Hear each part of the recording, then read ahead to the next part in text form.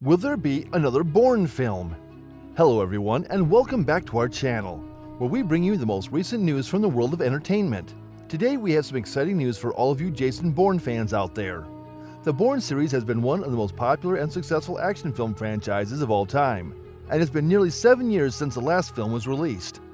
After a long wait, we finally have our first look at Jason Bourne 6, and we can't wait to share the details with you. So without further ado, let's get into the specifics of Jason Bourne 6. The odds are stacked against fans of Jason Bourne getting a 6th installment. It's been 7 years since audiences have seen a new Bourne film. That surpasses the 5-year gap between the Bourne Ultimatum and the Bourne Legacy as the longest gap between Bourne films since the franchise began in 2002. With his unprecedented, at least in the 21st century, break in the Bourne saga, there is widespread skepticism that a 6th installment will ever be released. As of this writing, the odds are stacked against the Bourne saga continuing indefinitely. Despite the fact that this franchise has been producing new installments on a regular basis for nearly 15 years, the Bourne saga appears to have come to a halt for a variety of reasons. While the first Bourne trilogy was released in relatively quick succession, all 3 films were released between 2002 and 2007, subsequent Bourne films have all come after lengthy development periods.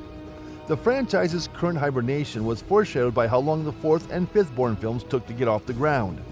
That lengthy development process would, of course, come as no surprise to anyone who has been following the Bourne Ultimatum's publicity tour.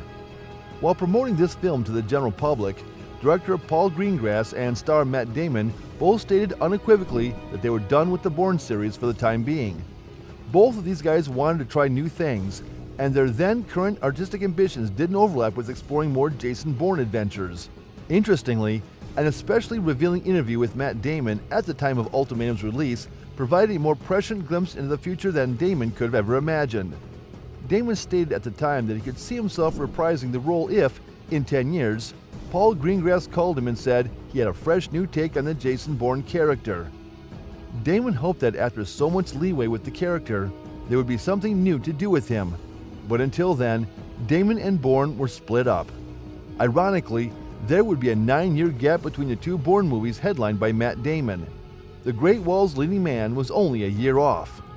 Even if Damon did not want to return, Universal Pictures planned to make additional films in the Jason Bourne universe.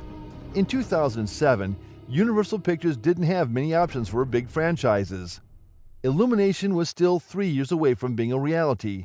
The Fast and Furious saga wouldn't reach massive box office heights for another 2 years, and the Jurassic Park franchise was amid a long slumber. In 2007, Universal only had a quartet of movies that cracked $100 million domestically, and one of them was the ludicrously expensive box office dud Evan Almighty. Needless to say, this studio was hooked on Bourne and wasn't going to let go. However, just because Universal was in a pinch doesn't mean that making a new Bourne movie was a necessity. It took 5 years for the Bourne Legacy to be released, and the studio ultimately decided against recasting Jason Bourne in favor of creating a new protagonist who could coexist with Damon's character. Aaron Cross, played by Jeremy Renner, was seen as a character who could embark on adventures that mimicked the style of a typical Bourne film, but were supported by an actor who was more receptive to continuing Bourne adventures. The film performed well, but not spectacularly at the box office. While there were initial rumors of a Bourne Legacy sequel, those plans were scrapped. The agony of getting new Bourne installments off the ground was so obvious that Universal paid big bucks to get Damon and Greengrass to return for the 2016 installment, Jason Bourne. This project performed much better at the box office than The Bourne Legacy, but the mixed reaction to the title seemed to indicate that this character's time had passed. Though there were initial rumors of more Jason Bourne films, there hasn't been a peep about the franchise being revived on the big screen since. Universal sweated profusely for 9 years over how to continue the Bourne saga after the Bourne Ultimatum. All of that hard work has finally paid off. Perhaps everyone has moved on from Jason Bourne. There's no complicated dramatic reason why fans haven't seen more Bourne films. Everyone involved has simply shifted their attention away from the saga. Paul Greengrass is constantly working as an acclaimed director and has a plethora of projects vying for his attention. He no longer needs to concentrate on the Bourne films. Meanwhile, Matt Damon would be the first to admit that he's now a man over 50 whose primary interest as an actor is adult dramas rather than hand-to-hand combat. Stillwater, The Last Duel, and Air, among other recent Damon projects, reflect the kind of grounded original fare that actor is far more interested in anchoring. He and Ben Affleck have even founded a brand new production company called Artist Equity that aims to launch auteur-driven movies and put the money earned in those directors' pockets. Jason Bourne doesn't seem to be involved in any of these goals.